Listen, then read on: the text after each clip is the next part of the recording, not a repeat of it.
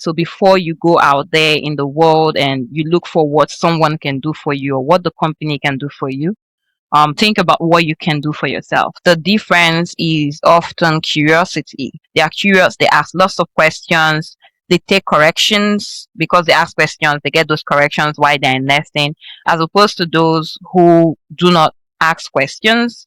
And the group of learners that try to hide at the back of the class until everyone goes into production. And then at that point, you can hide no more because your work speaks for itself. AI can be a force multiplier when it comes to like designing learning materials for L&D, creating courses. It can help you speed up the process of creating the courses. So usually before I started integrating AI in my workflow, I could take about 2 or 3 days to create a particular course. But now I can do that in a matter of hours.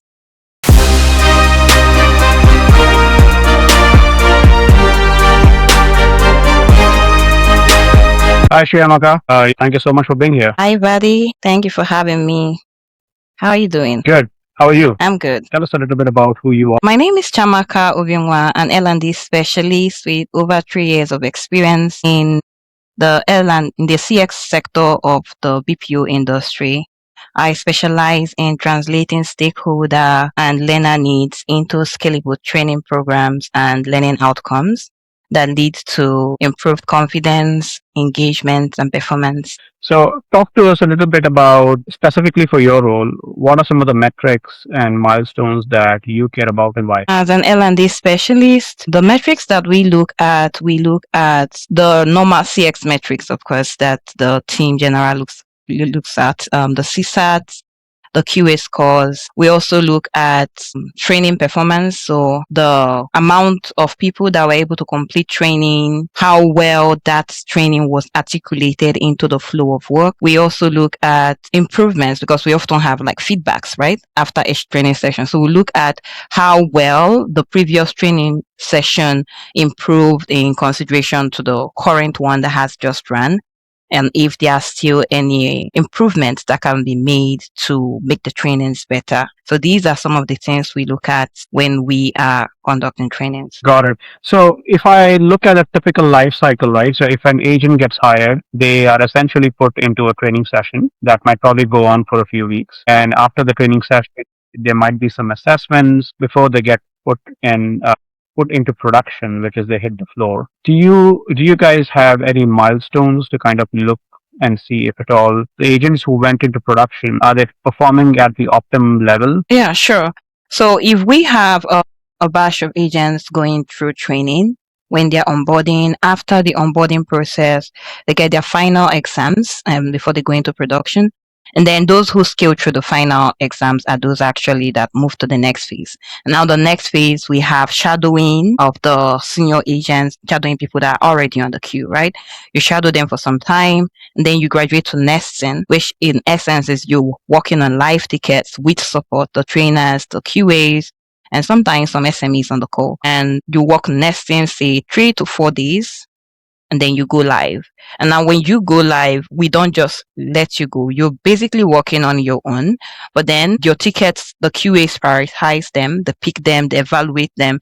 If we see any errors or any particular topic that it looks like most of the team is having issues with, most of them are giving the wrong information on that particular topic after they've gone live, we pull them out and then we have coaching session with them.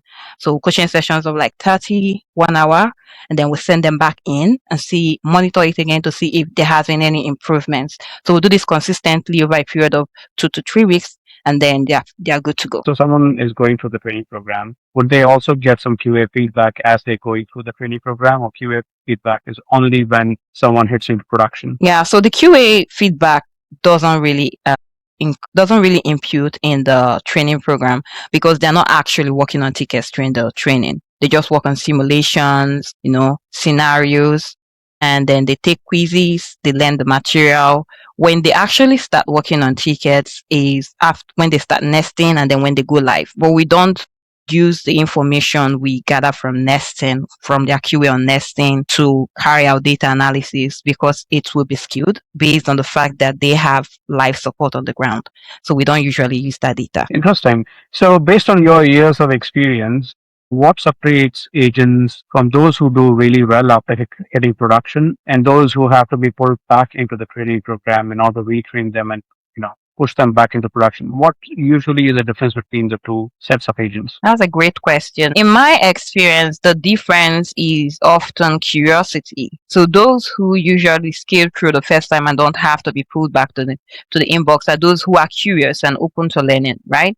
They are curious, they ask lots of questions, they take corrections because they ask questions, they get those corrections while they're nesting, as opposed to those who do not ask questions, and the group of learners that try to hide at the back of the class until everyone goes into production, and then at that point you can hide no more because your work speaks for itself, rather, you understand? So at that point we get to pull them back, and then we retrain them again before sending them back into the inbox. What do you think about problem solving? Do you find any difference in terms of the problem solving capability versus the ones who have to be pushed back into the training program? Yeah, problem solving actually helps, but then we have seen a great correlation between curiosity, problem solving, and being open to learning. Because usually the ones that are curious are the ones that are open to learning.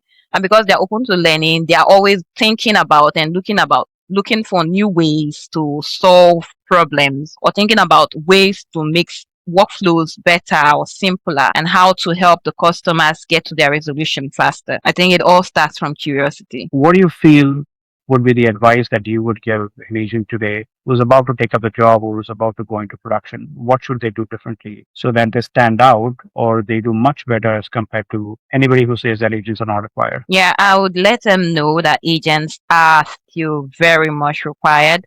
AIs can't do everything. They do know how to draft responses, but then they still lack the human touch, right? So they need to come in, they need to be open to learning, regardless of what queue or what project they are assigned to. They have to be open to learning, come with that curious mindset.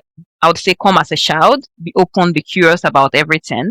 And then, of course, come with the touch that is you. What makes you Chiamaka? What makes you Vadi? Bring that personal touch to your conversation. Don't just sound impersonal. Try to build some sort of connection with the person you're talking to, even if you can't actually see them. Build some sort of connection with them, helps the conversation goes better. Where do you think AI plays a role when it comes to training and development, especially the work that you do? What are the areas where you feel AI can be a force multiplier? AI can be a force multiplier when it comes to like designing learning materials for L&D, creating courses. Okay, it can help you speed up the process of creating the courses. So usually before I started integrating AI in my workflow, I could take about 2-3 days to create a particular course, but now I can do that in a matter of hours. So I can have the AI generated, and then I go in and make sure that the information that is there is actually accurate and specific to the project I am assigned to work on at that time, tailor it to suit the brand voice and the brand tone, right?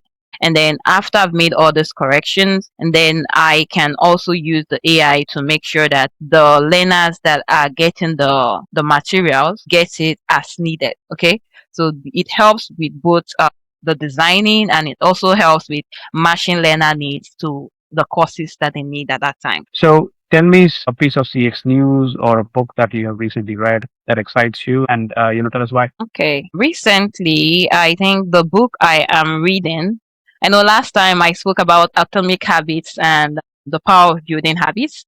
Well, the book I've been reading recently, although I haven't finished it, is Start With Yourself by Imagrade. I don't know if you've heard about the book. So basically it talks about the power of introspection and having confidence. So before you go out there in the world and you look for what someone can do for you or what the company can do for you, think about what you can do for yourself. So start with yourself, right? And I think as CX agents, this also applies to us. So when we come to work, when we come to assist our customers, we also need to, first of all, start with ourselves, put ourselves in the mind frame of work, right? Put ourselves in the mind frame of work. We refresh our memories about updates that we need to do well for the day. Any new update, new product that has been rolled out, you study about those things. You don't just have to wait till your team lead brings it up in the team meeting or team huddle. You don't wait till there's a training about it. As long as you see there's a new update, a new product, you try to get that information is one of the ways that you can set yourself up for success. So if you always start the day by thinking, what can I do differently today? How can I improve myself today better than I did yesterday? I think it will make a lot of difference to how you do your work. Amazing, amazing, and it ties back very well to what you said. It's about being curious all the time, curious about the outside world as well as the inside world. Yeah. I'll I'll make sure that I go read that book as well. So thanks for bringing that up. If anyone All wants to right. find you, how do they do that? They can find me on LinkedIn. You can find me on LinkedIn. Yeah. Cool. Thank you so much, Yamaga. Appreciate your time, and please come back and talk to us again. All right. Thanks, buddy. Have a great day. Bye. Bye.